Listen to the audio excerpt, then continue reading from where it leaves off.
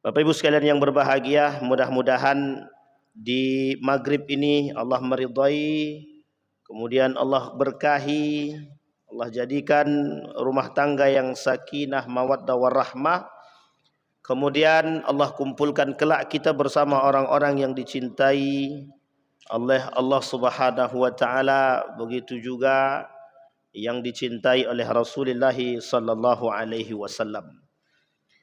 Kemudian Bapak Ibu sekalian yang berbahagia, senantiasa kita berdoa kepada Allah untuk kedua orang tua kita atau salah satu di antaranya yang telah mendahului, Allah tempatkan di tempat terbaik di sisinya.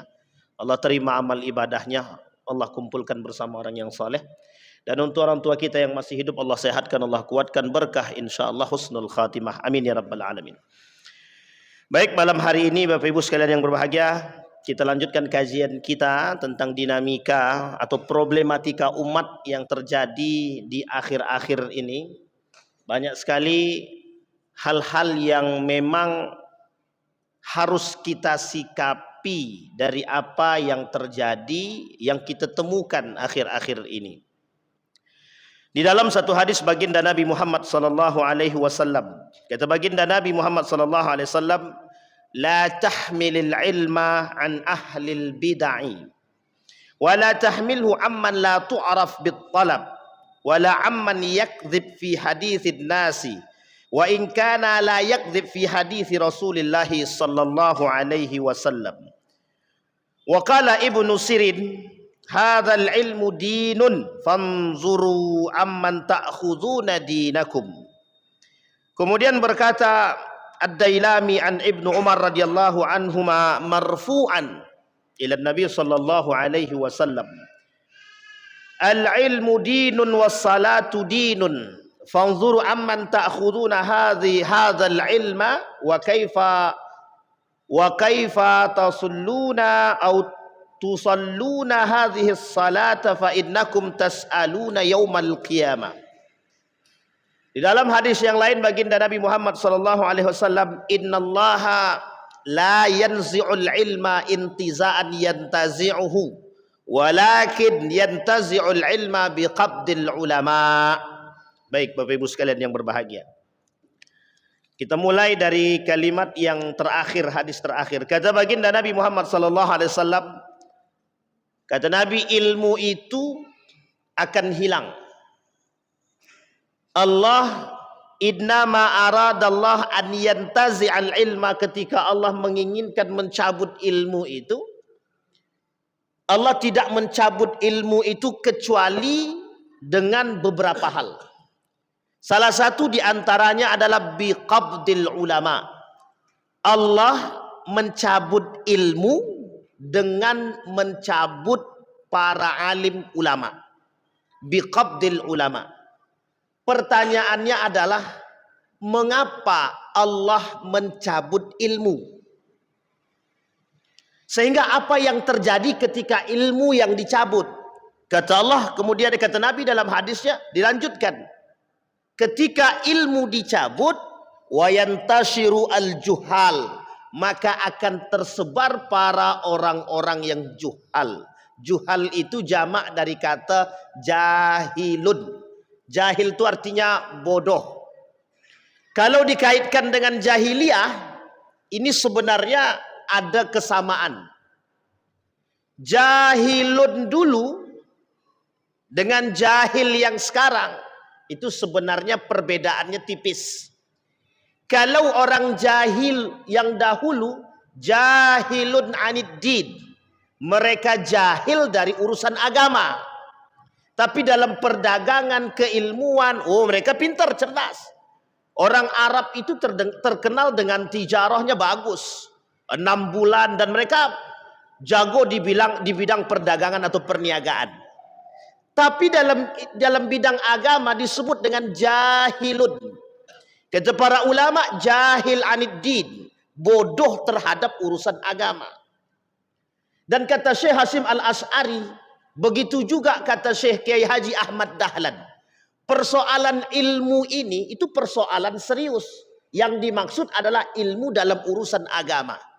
kebodohan orang dalam ilmu agama itu akan menyebabkan terjadinya penyimpangan akidah. Makanya kenapa banyak terjadi penyimpangan akidah itu disebabkan du'ful ilmi, lemahnya ilmu. Tapi tak hanya cukup dengan lemahnya ilmu, ada kelemahan yang lain yang menggandeng sehingga dia juga terjebak dalam kebodohan dan terjebak dalam penyimpangan. Salah satunya adalah du'ful iman, lemahnya iman. Baik, kita kembalikan. Maka ilmu ini kata Allah kelak di akhir zaman akan Allah cabut. Cara Allah mencabut ilmu ini dengan mencabut para alim. Sekarang pertanyaannya, qabdul ulama. Apa arti qabdul ulama dalam ilmu hadis? Ulama hadis mencoba menjelaskan makna tersebut. Yang pertama, mematikan orang-orang alim yang benar-benar alim. Bukan alim bil kizbi, bukan alim dengan dusta, bukan alim bil ra'yi, bukan alim dengan akal, tapi juga bisa dikatakan alim bil iman. Orang cerdas dengan iman. Bukan cerdas dengan akal saja, tapi harus cerdas dengan iman. Dicabut sama Allah. Allah matikan satu-satu. Yang alim-alim baik-baik ini Allah matikan. Sehingga ketika orang alim ini dimatikan, Allah cabut, Allah matikan mereka, tersisa lagi orang-orang cerdas tapi tidak beriman. Sehingga yang akan tersebar adalah syubhat, bid'ah, dan kesesatan. Dalun wa yudil. Makanya pernyataan seorang ulama itu, ada seorang ulama ahli di bidang Al-Quran bilang begini. Ada seorang artis dangdut tapi menjadi da'i, ustadz. Terus beliau bilang begini, kalau kalian mendengarkan musiknya, dangdutnya, itu mungkin rekomendasi karena ahli di bidang itu. Tapi kalau kalian datang ke mereka mengambil ilmunya, maka itu akan sesat dan menyesatkan, gitu beliau. Ini poin penting, Pak. Poin penting untuk kita sampaikan. Karena sekarang ini siapapun bisa jadi siapapun bisa jadi dai sekarang. Ini kasus terbaru itu, ada seorang ustadz yang dianggap ustadz gitu. Dai tapi banci gitu, bencong. Tuh ini ngeri, Pak. Jadi kita ini sekarang ini sedang berada di kondisi yang seperti yang dikatakan Nabi itu serius. Kata Nabi, akhir zaman itu tempatnya para juhal. Orang-orang yang bodoh. Bodoh dalam urusan agama, tapi sok pintar dalam urusan itu. Padahal mereka nggak mengerti. Yang terjadi apa? Penyimpangan. Itu yang kita temukan sekarang. Ada dai tapi bencong, banci. Lah uniknya ada pengikutnya. Itu yang kemudian ingin kita pahami. Mengapa kok bisa ada dai, bencong atau banci dia, tapi ada pengikutnya? Di mana letak kesalahannya? Nanti kita lihat. Itu poinnya. Maka Bapak Ibu sekalian yang berbahagia, perlu kita memahami bagaimana posisi ilmu ini sebenarnya. Maka tadi disampaikan dengan mematikan para ulama. Yang kedua kata para ulama, bagaimana maksud daripada ilmu dicabut? Kata para ulama, dihilangkan ilmu-ilmu tersebut. Ilmu agama hilang, ilmu fisika hilang, ilmu ekonomi hilang, ilmu-ilmu yang lain hilang. Tapi kata para ulama, yang nomor dua ini agak sedikit bertolak belakang daripada pemahaman mayoritas para ulama. Yang ketiga, hilangnya para pakar. Kata para ulama, maksud daripada qabdul ulama tadi, dicabutnya ulama tadi. Yang ketiga, hilangnya para alim yang pakar di bidang kealiman mereka. Contoh, ahli ekonomi yang benar-benar ahli ekonomi tidak ada lagi. Ahli di bidang fisika yang benar-benar fisika tidak ada lagi. Ahli di bidang agama, fikih dan lain sebagainya tidak ada lagi. Maka yang tersisa yang mana? Yang tersisa adalah yang bisa menjadi semua bagian. Dan ini kata Nabi dalam hadisnya disampaikan, idza wussidal amru ila ghairi ahlihi fantazir sa'ah, kata Nabi. Kalau sesuatu itu diberikan kepada yang bukan ahlinya, maka tinggal tunggu saja, kata Nabi. Fantazir sa'ah. Ada dua makna fantazir sa'ah. Tunggu akan datang kehancurannya, atau tunggu tinggal datang kiamat. Karena salah satu tanda kiamat kecil itu, salah satu tanda kecil datangnya hari kiamat, tersebarnya kebodohan, orang-orang memposisikan diri pada tempat-tempat yang memang mereka tidak layak di tempat tersebut. Kita ambil contoh kasus-kasusnya. Yang bukan ahli gizi, dia jadi ahli gizi. Padahal dia matematika misalkan. Orang ekonomi jadi dai misalkan. Orang fisika jadi ahli kedokteran. Orang teknik jadi ahli dan lain sebagainya. Ini bertolak belakang. Maka kata para ulama, dicabut kepakaran keilmuannya. Sehingga kita sulit menemukan mana yang betul-betul pakar dan yang memang tidak pakar. Kita sulit temukan. Karena memang kondisinya begitu. Maka sekarang keadaan itu hampir menjadi sebuah kenyataan. Hampir sulit kita temukan orang-orang yang pakar di bidangnya dengan kejujuran dan keimanan.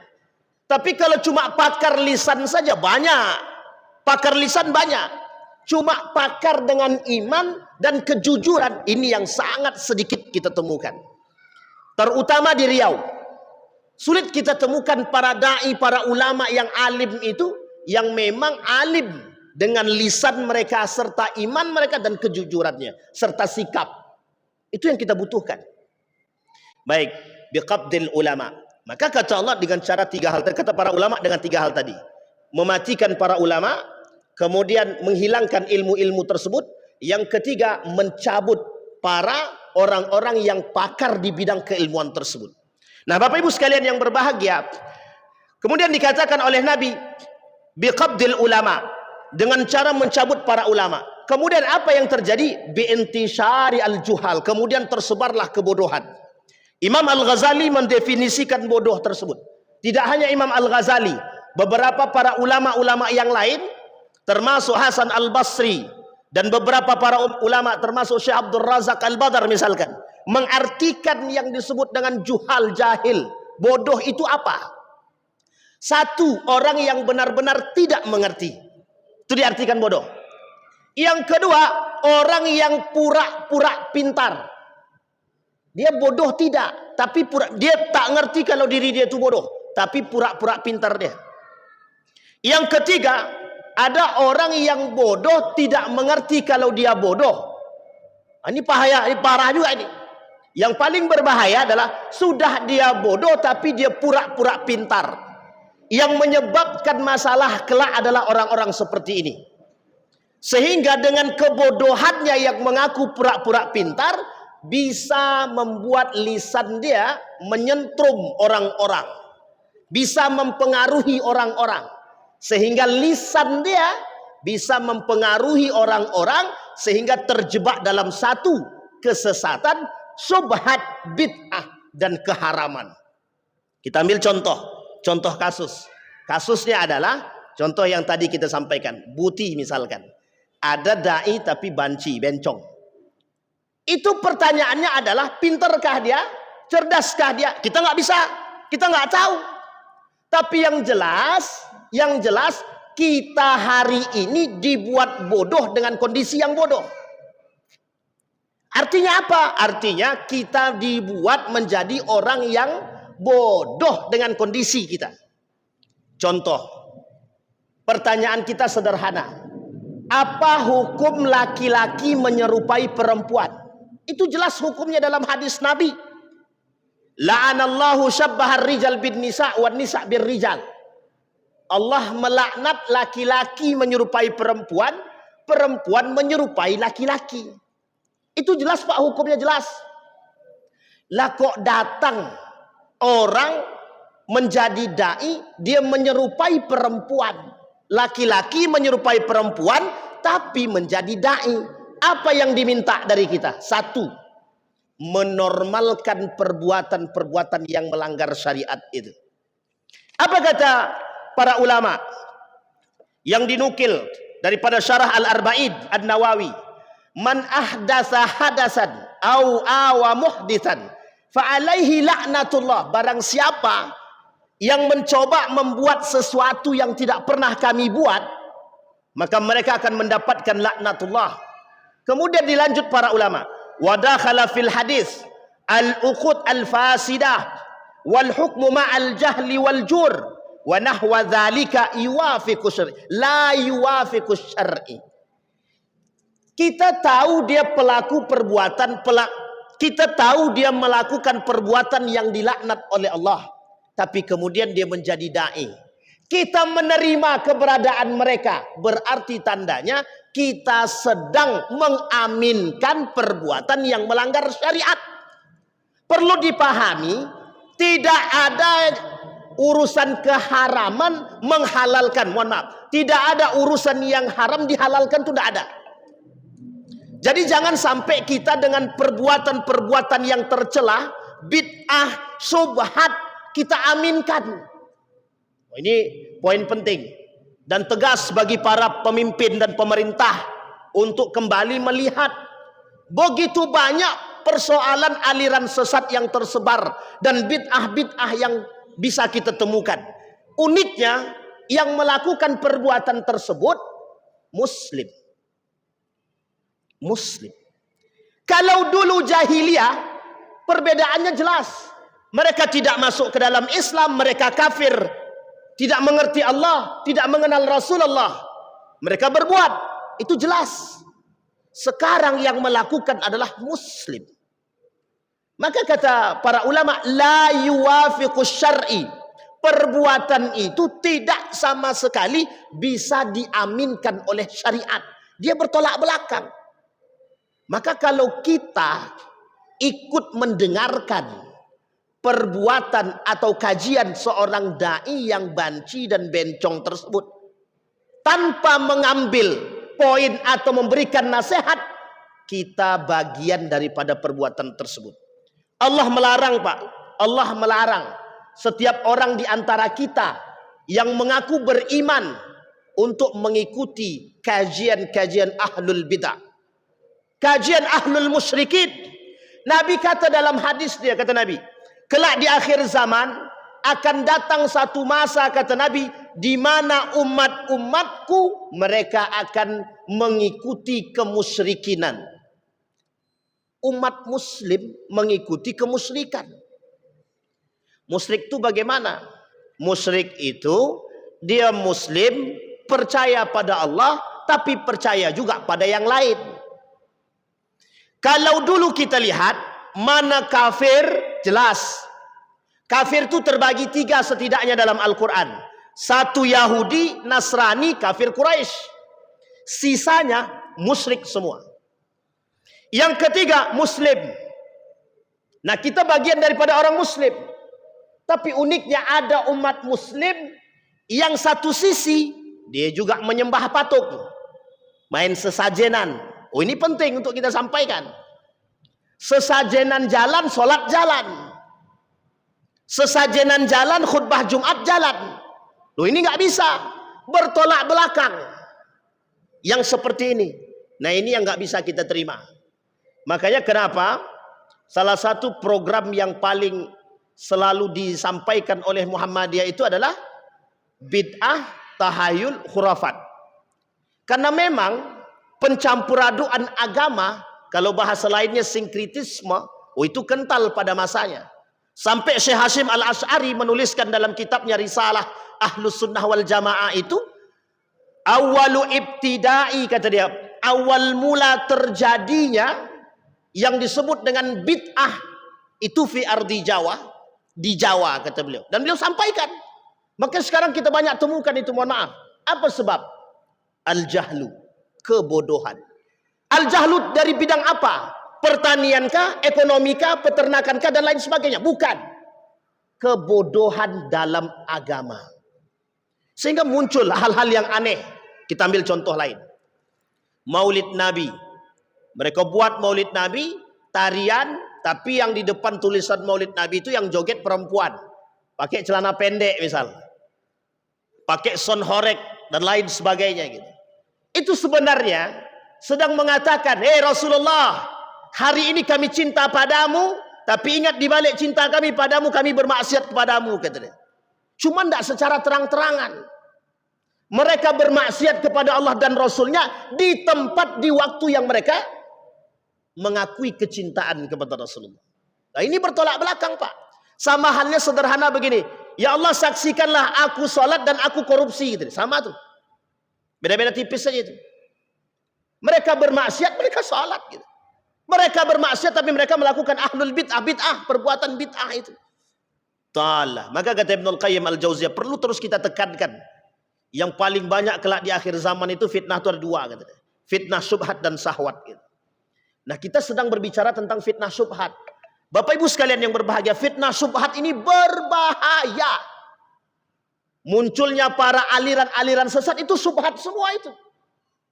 Contoh coba yang kita lihat itu. Apa hukumnya maulid Nabi dengan tari-tarian itu? Itu syubhat itu. Bahkan syubhatnya condong mengantarkan kepada hal yang haram. Coba bayangkan. Bukan berarti kita mengatakan secara keseluruhan, tapi yang menghadirkan perbuatan-perbuatan kemaksiatan. Kita banyak temukan sekarang perbuatan-perbuatan tersebut dinormalisasi. Mereka memulai acara dengan bismillah, mengakhiri dengan doa, di tengah-tengahnya syubhat semua, di tengah-tengahnya perbuatan haram semua.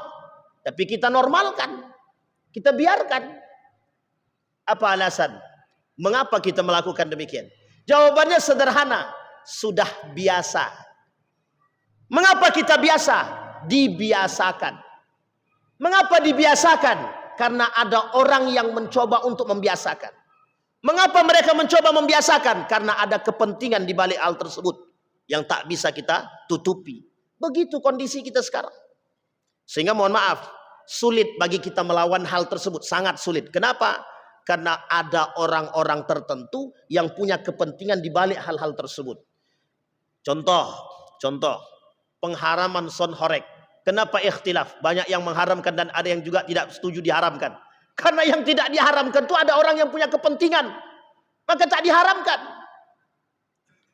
Bahasa sederhananya kan begitu. Rokok haram. Tapi kenapa ada orang yang tidak mengharamkan? Alasannya sederhana. Coba buka dalam fatwa itu. Apa alasan tidak diharamkannya rokok? Paling unik adalah banyak orang yang bergantung hidup pada hal demikian. Pertanyaannya adalah siapa yang menentukan hidup manusia? Manusiakah atau Allah kah? Kalau kita berpangku pada kalimat yang tadi kita sampaikan. Jadi tersebarnya hal-hal bid'ah seperti ini itu dikarenakan du'ful ilmi. Begitulah rendahnya ilmu kita dan iman kita. Sehingga jahlu biddin, pemahaman yang lemah terhadap agama, salah satu sarana, salah satu celah untuk masuknya kesesatan. Disinilah yang dibahasakan oleh para ulama, sebab terjadinya penyimpangan agama adalah karena kebodohan. Maka disebutkan al-jahlu, kebodohan.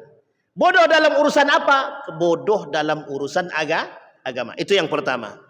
Yang kedua, terjadinya penyimpangan dalam urusan agama. Seperti yang tadi kita contohkan. Dan banyak hal, Pak. Banyak hal. Orang yang mencampur adukkan agama dengan kemaksiatan itu banyak sekarang. Kita temukan. Setiap hari kita temukan. Ada orang-orang yang mencampur adukkan agama dengan kemaksiatan. Itu sebenarnya bid'ah itu. Sesat itu.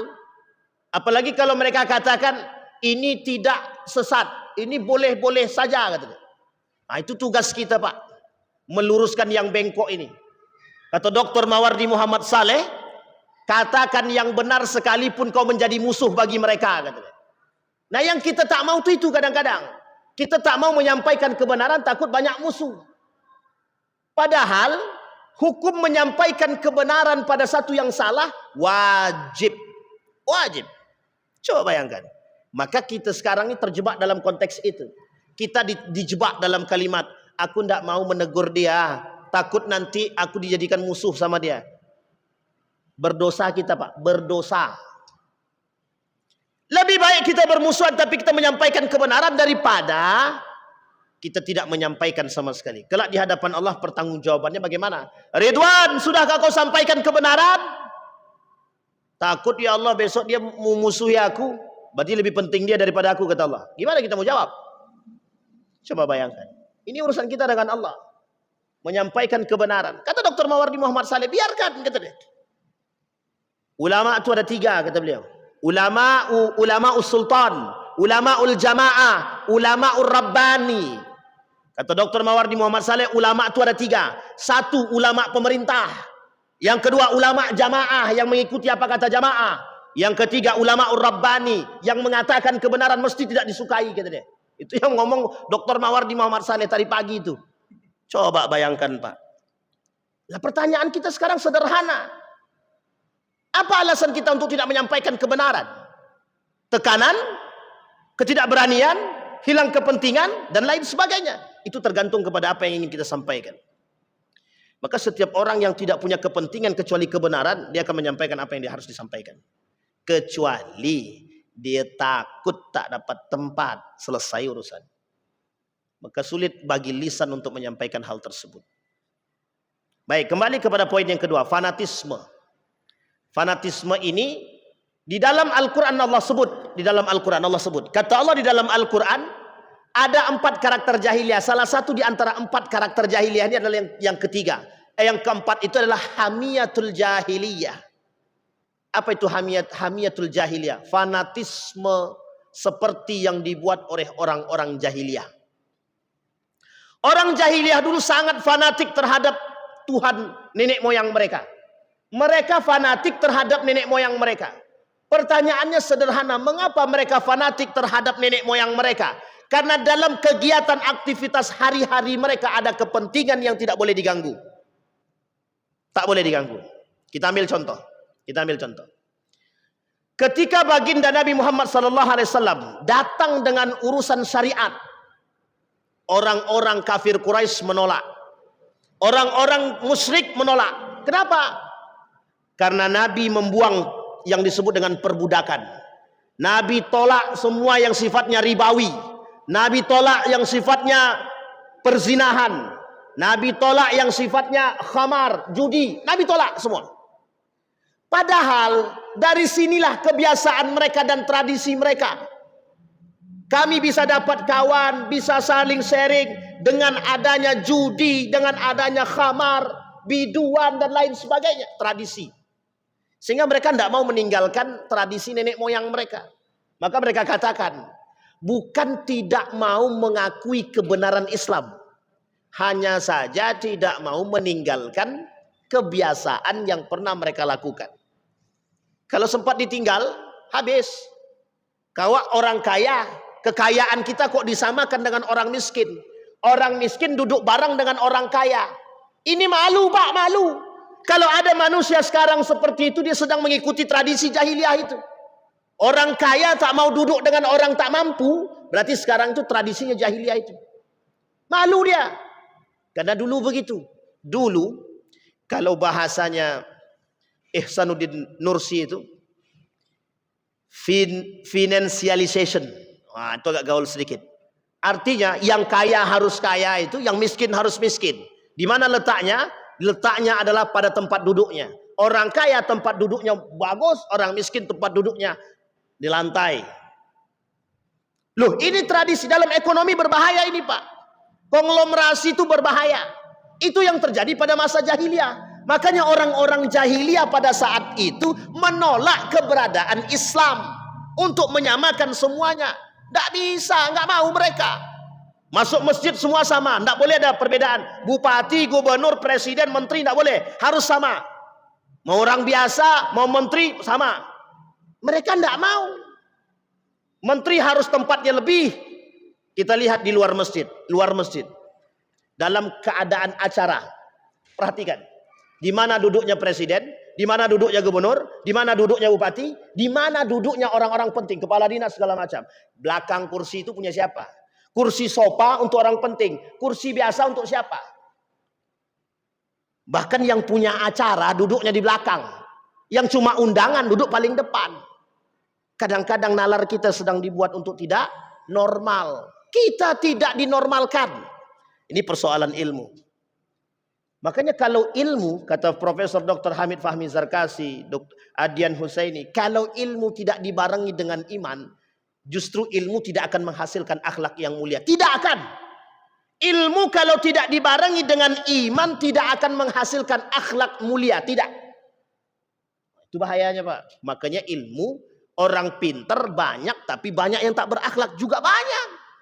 Nah, kita pengennya orang berilmu juga berakhlak. Bagaimana caranya orang berilmu biar berakhlak? Hadirkan iman. Makanya makna Iqra itu tidak sederhana. Ada seorang ulama ahli Al-Quran menulis buku judulnya Kaifa Yubarmijul Quran Al-Hayah. Bagaimana mengaplikasikan Al-Quran dalam kehidupan. Diambil dan dimulai dari satu kalimat yang disebut dengan Iqra. Beliau mengkaji Iqra itu dalam sekali. Salah satu makna yang beliau sampaikan dalam makna Iqra tersebut, Nabi itu menyampaikan Iqra 3 kali. Kata malaikat, Iqra ya Muhammad ma'ana biqari. Sampai 3 kali. Nabi tak bisa baca. Tapi kenapa setelah dibisikkan oleh malaikat, Iqra bismi rabbikal ladzi khalaq, baru kemudian dia bisa membaca. Artinya ada unsur Allah yang selalu memberikan kekuatan kepada manusia. Allah punya jalan untuk mencerdaskan manusia. Artinya apa? Anda sebelum berilmu, beriman dulu. Setelah Anda beriman, apapun yang Anda inginkan dari ilmu yang Anda harapkan, Allah cerdaskan. Imam Al-Ghazali, Ibnu Rusdi, Al-Farabi, Ibnul Hayyan, dan lain sebagainya, para alim daripada cendekiawan muslim. Semua ilmuwan muslim itu hafal Quran. Yang paling sederhana di antara mereka hanya hafal 20 juz. Itu pun 1 orang. Sisanya 30 juz semua. Coba bayangkan. Tapi iman dulu. Ini bukan, Pak, mohon maaf. Ada satu slogan itu. Mau jadi apa itu? Pintar berilmu atau berilmu dulu? Maaf. Ulama. Gimana bahasanya itu ya? Saya agak lupa ini. Jadi maksud beliau, maksud kata itu begini. Jadi orang berilmu baru jadi orang beragama, atau beragama dulu baru berilmu? Salah seorang pimpinan pondok bilang begini, beragama dulu baru berilmu. Kalau kementerian waktu itu dia diskusi dengan Kementerian Agama, kebetulan itu pimpinan pondoknya Ustaz Fikrizon. Kata beliau, berilmu dulu baru beragama. Ternyata tak begitu. Kalau kita rujuk kepada tradisi keulamaan pada masa dahulu, baik dari masa sahabat, tabi'in, tabi'in, ternyata tidak. Beriman dulu baru berilmu. Mereka cerdas dulu dengan agama mereka. Baru kemudian Allah berikan kemudahan bagi mereka untuk menghafal, mempelajari ilmu-ilmu yang lain. Dan kuncinya di situ. Nah, kita sekarang tidak, Pak. Asal sudah ada ilmu, kemudian belajar agama, selesai. Itu pun belajar dari YouTube. Itu pun YouTube-nya yang potong-potongan. Akhirnya apa? Hasilnya sesat menyesatkan. Nah, ini yang terjadi. Makanya kenapa kata Syekh Hasyim Al-Asy'ari banyak, kata Gus Baha itu banyak yang sesat dan menyesatkan. Karena belajarnya dari YouTube. Itu pun belajar dari YouTube potong-potongan. Kalau mau belajar dari YouTube serius, dari awal sampai akhir dengarkan. Biar nggak gagal paham. Kadang-kadang itu yang menyebabkan terjadi penyimpangan. Ini yang poin yang harus kita pahami. Nah, kembali kepada poin kita yang kedua. Nah, justru hari ini mengapa ada orang yang bisa fanatik terhadap satu golongan dan satu orang? Bisa fanatik terhadap golongan, bisa fanatik terhadap individu. Ini masalah ini. Masalah betul. Hati-hati. Mengidolakan manusia bisa menyebabkan terjebak dalam kemusyrikan, kekufuran. Hati-hati. Kadang-kadang kita fanatik terhadap orang seolah-olah orang yang berbicara itu lebih baik daripada Tuhan. Oh, hati-hati, Pak. Hati-hati betul. Nah, kalau kita paham seperti itu, kita terjebak dalam kesyirikan.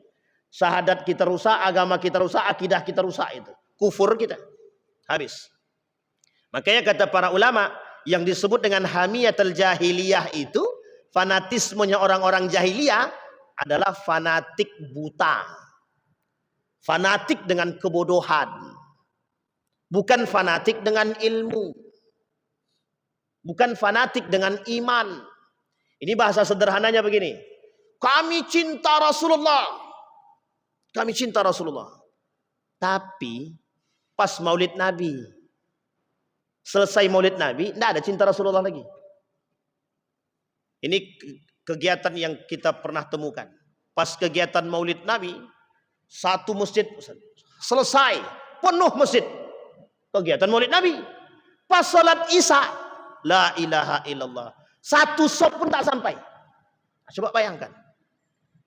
Pas salat wajib satu sop tidak sampai. Pas acara Maulid Nabi, rame yang ikut. Kita bingung, Pak. Apa yang menjadi persoalan itu? Ternyata ya karena tradisi. Tradisi kami dulu memang begini. Kental mereka, Pak. Ketika kita rubah tradisi-tradisi begini, oh banyak yang menolak itu. Tidak bisa. Harus kita ikuti tradisi dahulu. Lah tradisinya Allah nggak pernah diikuti. Sholatnya nggak pernah ikut bareng. Kenapa nggak sholat jamaah di dalam masjid? Dijawabnya sederhana aja. Kan di rumah juga bisa, kata dia. Iya juga memang. Cuma masalahnya kita dikerdilkan dengan hal-hal demikian itu. Begitulah kondisi kita sekarang. Maka kita ini sekarang terjebak dalam fanatisme. Setiap kelompok punya kelompok masing-masing dan kita berpahamkan pada hal demikian. Tidak mau sedikit membuka. Kenapa demikian? Ilmu itu bagai lautan, Pak. Luasnya bukan main laut itu. Sehingga kita perlu kecerdasan yang harus dibarengi dengan iman. Kata guru saya, kuncinya ilmu itu iman, ilmu, amal.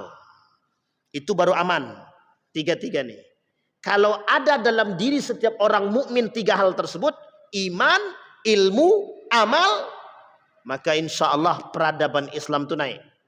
Cuma kalau tak ada, kalau dia cuma ilmu tanpa iman bisa sesat menyesatkan. Kalau dia cuma iman tanpa ilmu bisa jadi dia juga sesat dan menyesatkan. Dia beriman tapi tak berilmu. Contoh orang sholat tanpa ilmu, kan susah tuh. Bisa sesat? Bisa. Maka perlu dua-duanya. Ilmu iya, iman iya. Nah yang ketiga, inilah ihsan tadi. Amal. Ihsan harus diamalkan. Nah kalau kita tak punya akhlak yang mulia, ya hasil daripada keilmuan itu tidak jelas. Makanya mohon maaf, jangan ada yang tersinggung. Kita berilmu tapi lisan kita tak berilmu. Kita sholat tapi lisan kita tidak sholat. Inilah yang ditanyakan. Beberapa waktu yang lalu ada yang bertanya, Ustadz, bagaimana menurut Ustadz sholat yang khusyuk itu? Mereka sholat tapi lisan mereka tidak sholat. Mereka sholat tapi kaki mereka tidak sholat. Saya jawab, itu yang kita nampak. Kenapa demikian? Karena mereka sholat bukan untuk Allah. Mereka beribadah bukan untuk Allah. Mereka berilmu bukan untuk Allah. Selesai. Maka mereka bertijarah bukan untuk Allah. Kalau mereka bertijarah untuk Allah, mereka berbuat karena Allah, apa yang dilakukan selesai urusan semua. Untuk Allah, bukan untuk manusia. Maka dalam konteks ini kita perlu memahami. Nah Bapak Ibu sekalian yang berbahagia, sebelum kita tutup, kasus kita hari ini, hal-hal yang sifatnya bid'ah begini, hal-hal yang sifatnya subhat begini, itu sedang menjadi musuh kita bersama. Sedang menjadi musuh kita bersama. Siapa kita bersama di sini? Orang-orang beriman. Itu musuh bersama. Apa contohnya bid'ah? Apa contohnya subhat yang kita temukan hari ini? Apa yang harus kita lakukan? Yang harus kita lakukan, jangan ikut-ikutan. Ini kita pula yang nge-share ya. Tolong gimana nih? Di-share. Silakan hadir kajian Ustadz Boti misalkan. Astagfirullah. Boleh. Silakan datang kajian Maulid Nabi dengan bersama Ustadz A. Isinya dalam tuh tawa aja. Capek kita. Pulang dari situ bukan jadi sehat, kita malah jadi tidak sehat. Bisa dipahami Bapak Ibu ya? Nah, ini poin penting kita. Maka kata Allah, biqabdil ulama, kata Nabi, dengan mencabut para ulama, mematikan kepakaran, mematikan para ulama, mencabut keilmuan dengan ulamanya itu tersebut.